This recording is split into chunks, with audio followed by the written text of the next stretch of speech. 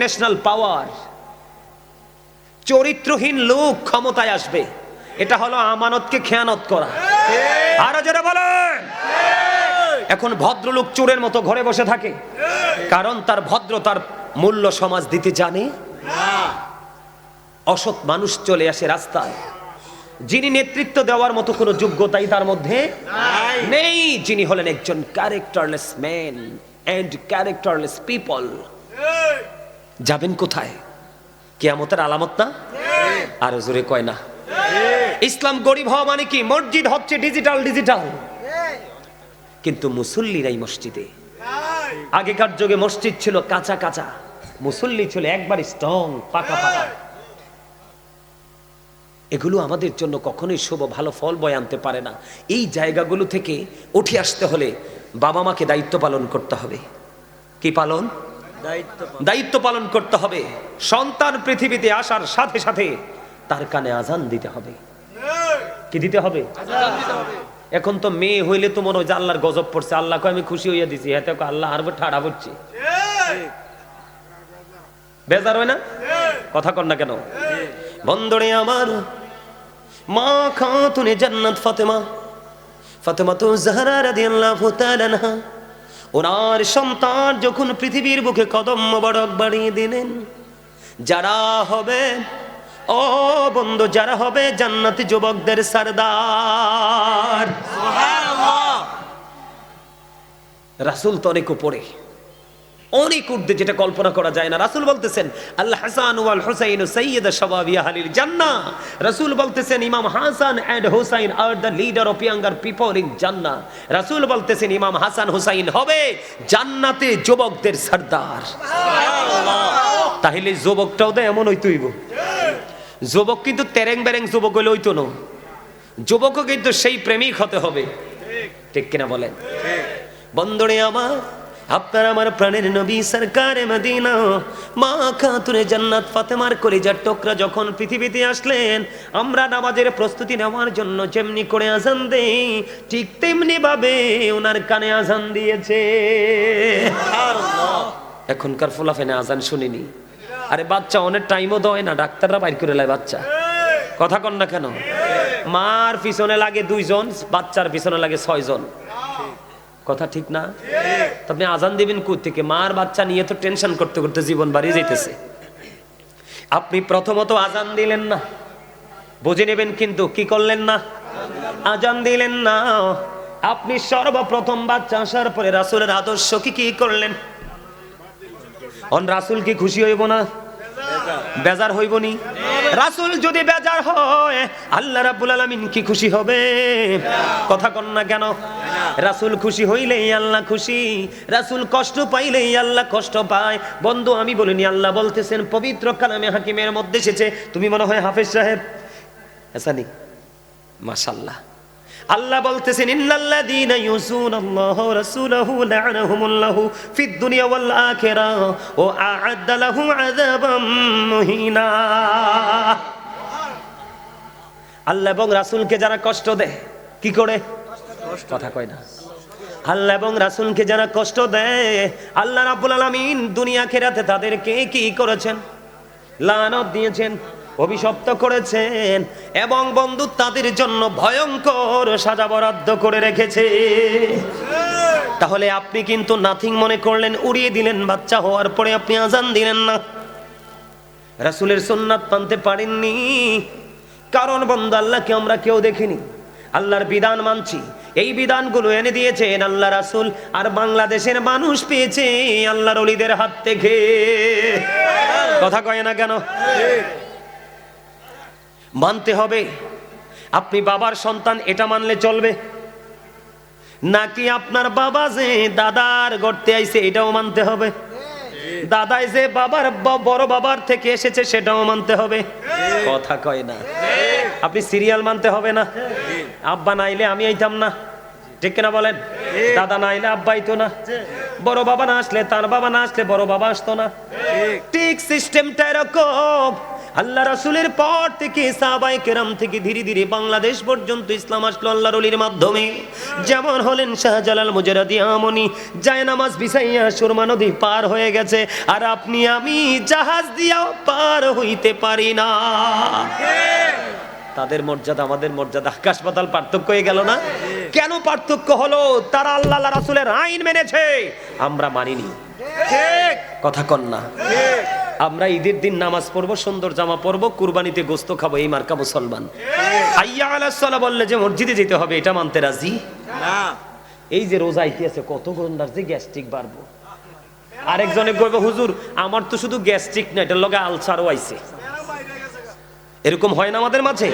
এটা তুমি বন্ধু কাউকে ধোঁকা দিলা না, নিজেকে নিজে ধোঁকা দিলাম। আমার দিকে তাকান, ছোট্ট করে বলছি, সমাজকে বাঁচাতে হবে, দেশকে বাঁচাতে হবে, ইসলামকে বাঁচাতে হবে। বাঁচতে হলে আপনাকে মূলের দিকে ধাবিত হতে হবে। 7 দিন যখন হলো, আপনি বাচ্চার নাম রাখবেন, মাথার চুলগুলো ফেলে দিবেন। পুত্র সন্তান হলে 1 বছরের 2টো ছাগল দিয়ে বন্ধু আকিকা দিয়ে দিবেন। কন্যা সন্তান হলে 1টা ছাগল দিয়ে আকিকা দিয়ে দিবেন। এটা আপনার 7 দিনের দিনে কাজ। এখন দেখবেন আল্লাহ রাসূল কয় 7 দিনের দিন চুলগুলো ফেলে দাও। এখনকার ডাক্তার বলছে 6 মাস পালানো যাবে না। রাসূলেরটা মানে না, ডাক্তারেরটা মানে। ঠিক। আল্লাহ রাসূল বলছে আকিকা দিয়ে দাও, আকিকার খবরও নাই। আছেন আমাদের মধ্যে? আমি আপনাদেরকে মনে করিয়ে দিচ্ছি, নাকি আমি ওয়াজের শিডিউল চেঞ্জ করে ফেলবো? না, এগুলো একটু একটু, কারণ বাংলাদেশের অবস্থাটা ভালো দেখছি না। গতকালকে টিভিতে দেখলাম কিশোর গ্যাং দৌড়ছে ডিবি। যেই ছেলেগুলোর হাতে থাকার কথা খাতা কলম, এই ছেলেগুলোর হাতে পিস্তল, মাদক, নেশা জাতীয় দ্রব্য, এক ঝাঁক মৌমাছির মতো। টিভিতে দেখে অবাক হয়ে গেলাম, আহারে আমার দেশের ভবিষ্যৎ কি? শুধুমাত্র সুশিক্ষা না থাকার কারণে, ধর্মীয় শিক্ষা না থাকার কারণে Islam is not only a religion but also complete code of life. পরিপূর্ণ এবং পূর্ণাঙ্গ জীবন ব্যবস্থা ইসলামের মধ্যে রয়েছে। এখন সেই ইসলামের নির্যাসকে আপনার আমার প্রাণের নবী কে? নবী না? নবী ছাড়া কিছু পাওয়ার সম্ভাবনা আছে? কিছু পাইছি? আমেরিকার গবেষক কি বক্তব্য দিচ্ছে দেখেন না। আমেরিকার গবেষক মাইকেল এইচ হার্ট তিনি 100 জন প্রভাবশালীর তালিকা করলেন। তিনি বললেন the 100 A ranking of the most influential person in the history. 100 জন প্রভাবশালীর তালিকা করে তিনি ইনফ্লুয়েন্সিয়াল দ্বারা আপনার আমার প্রাণের নবীকে শ্রেষ্ঠ সেরা হিসাবে আখ্যায়িত করলেন। ডক্টর আহমদ পেয়ারা বাগদাদি, যিনি বোস্টন ইউনিভার্সিটির ইংলিশ লেকচারার ছিলেন, তিনি বলেছেন of all the great religious personalities of all prophet Muhammad রাসূলুল্লাহ সাল্লাল্লাহু আলাইহি সাল্লাম ওয়াজ দ্য মোস্ট সাকসেসফুল। এক পৃথিবীর বুকে যতগুলো নবী রাসূল এসেছে, এর মধ্যে প্রত্যেকটা জায়গায় সফল আপনার আমার প্রাণের নবী। সুবহানাল্লাহ। এখন সেই নবীর উম্মত হয়ে আমরা ব্যর্থ, এর চেয়ে বড় লজ্জা কি কিছু আছে? কথা বলেন না বন্ধুরে আমার। আপনি নামটাও রাখলেন না, চুলটাও ফালালেন না, আকিকাও দিলেন না, 7 দিনের দিনের 3টাই আপনি বোল্ড আউট করে দিলেন। 2 বছর পর্যন্ত মা তার সন্তানকে স্তনের দুধ খাওয়াবে। এখনকার অসংখ্য বাচ্চা মায়ের দুধের স্বাদ কেমন জানে না। ঠিক কথা কন না কেন? এগুলো কি মা বাবার দোষ না? আরো জোরে বলেন না। এই সন্তান হলো কাদামাটির মতো। আমাদের দেশের অনেক পরিস্থিতিটা কেমন হয়েছে জানেননি? কইতাম নি একটা গল্প মনে হয়েছে আর কি। কইতাম, যেমন ধরেন আমাদের দেশে বৃক্ষ মেলা তো হয়। বৃক্ষ মেলায় গেছে এক লোক গাছ কিনতো, তো চারা কিনতে গেছে, মিষ্টি মিষ্টি ফল কিনবে। তো মিষ্টি ফল কিনতে বাজারে যাইয়া দেখে এত সুন্দর এক তেঁতুলের চারা। সে তেঁতুলের চারা দেখে মিষ্টি ফলের কথা ভুলেই গেছে, তেঁতুলের চারা কিনে নিয়ে আসলো। তেঁতুলের চারা কিনে নিয়ে এসে এবার কি করলেন, লাগাই দিলেন উর্বর মাটিতে। খুব দ্রুত তেঁতুল গাছ বড় হয়ে গেল, তেঁতুল ধরলো। পাকার পরে তেঁতুল কামড় দিয়ে দেখে এমন সুক্কার সুক্কা, চুল সব খারাই গেছে। হেতে তেঁতুল গাছের নিচে বই বই কি কয়, আল্লাহ আমি তো মনে করছিলাম ল্যাংরাম ধরবো। আল্লাহ কয় গর্দবে কয় কি, তুই তো বলতো শুরুতেই করছো কি, তুমি গেছলা কি, তুমি গেছো মিষ্টি ফল সুইট ফল কেনার জন্য। এখন তুমি তেঁতুলের চারার প্রেমে পড়ে জাত কুল দেখছো না, তুমি তেঁতুলের চারা কিনে নেছো, সুক্কা তেঁতুল ধরছে, অনক ল্যাং রাম ধরবো।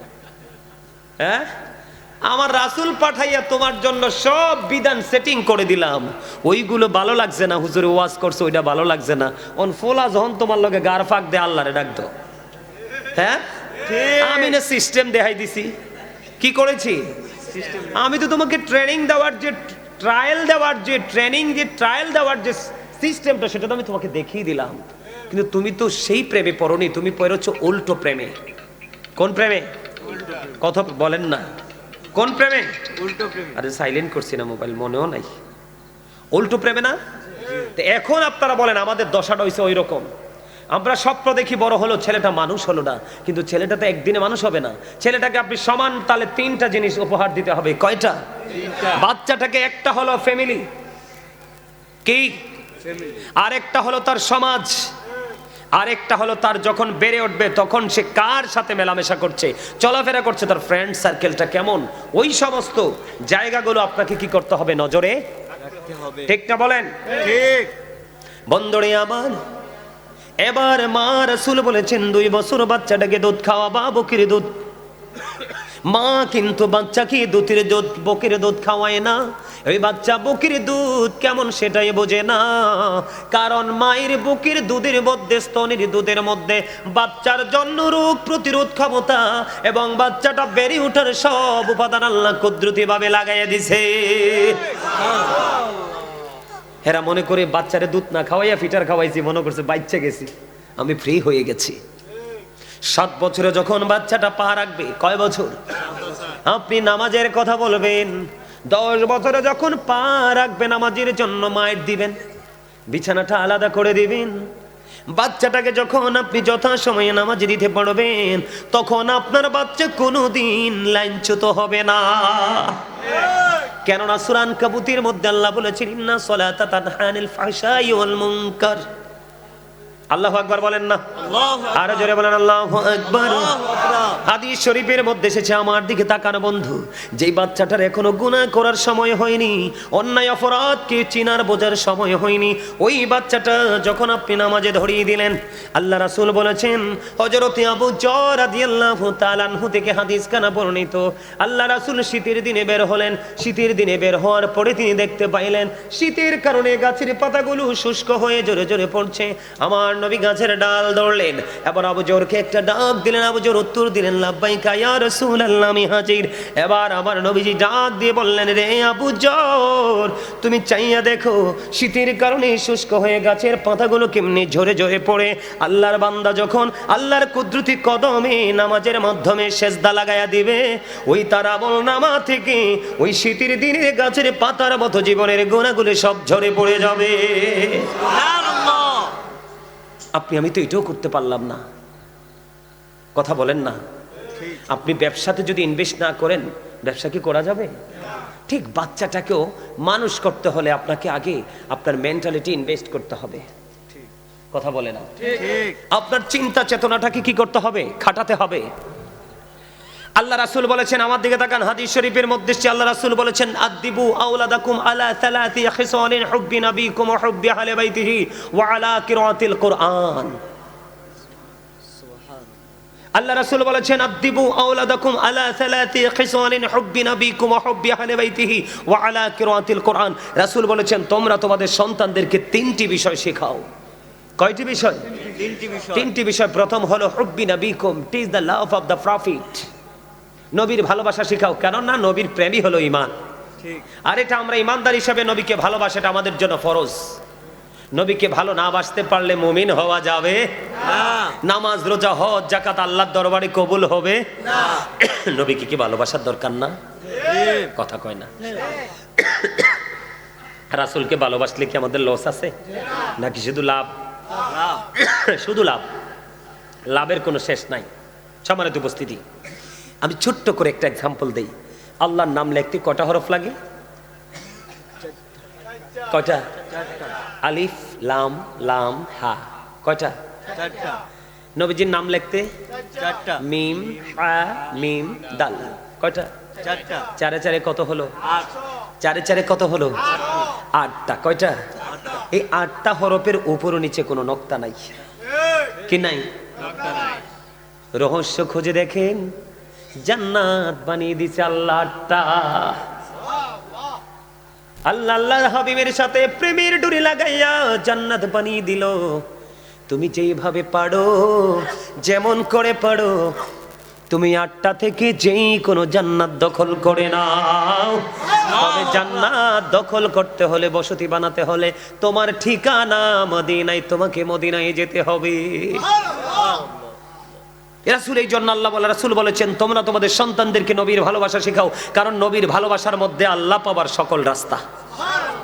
কথা কয় না? ইহুদি খ্রিস্টানের একটা ধর্মগ্রন্থ যেটাকে ইংলিশে বলা হয় দ্য ওল্ড ও নিউ টেস্টামেন্ট, ওটা দ্বারা তারা প্রমাণ করেছে he that love with not no with not God, for God is love. যেজন প্রেম করে না সেজন আল্লাহকে জানে না, ফর গড ইজ লাভ, আল্লাহই প্রেম। কিন্তু আল্লাহ রাব্বুল আলামিন তাদের এই প্রেম ভালোবাসাকে কবুল করলেন না। আল্লাহ বলেছেন নো, সে বলুন, ইফ ইউ ডু লাভ আল্লাহ, যদি তোমরা আল্লাহকে ভালোবেসে থাকো, ফলো মি মুহাম্মদ সাল্লাল্লাহু আলাইহি ওয়াসাল্লাম, মুহাম্মদ সাল্লাল্লাহু আলাইহি সাল্লামের অনুগত হয়ে যাও, আল্লাহ উইল লাভ ইউ, আল্লাহ তোমাদেরকে ভালোবাসবে, এন্ড ফরগিভ ইউর সিনস, আল্লাহ জীবনের গুনাহ মাফ করে দিবে। এখন এটা কি শুধু ইংলিশে বলেছেন? আল্লাহ বলেছে। আল্লাহ বলেছেন কুল ইন কুনতুম তুহিব্বুনাল্লাহ ফাত্তাবিউনি ইউহিব্বুকুমুল্লাহু ওয়া ইয়াগফির লাকুম যুনুবাকুম, আল্লাহু গফুরুর রহিম।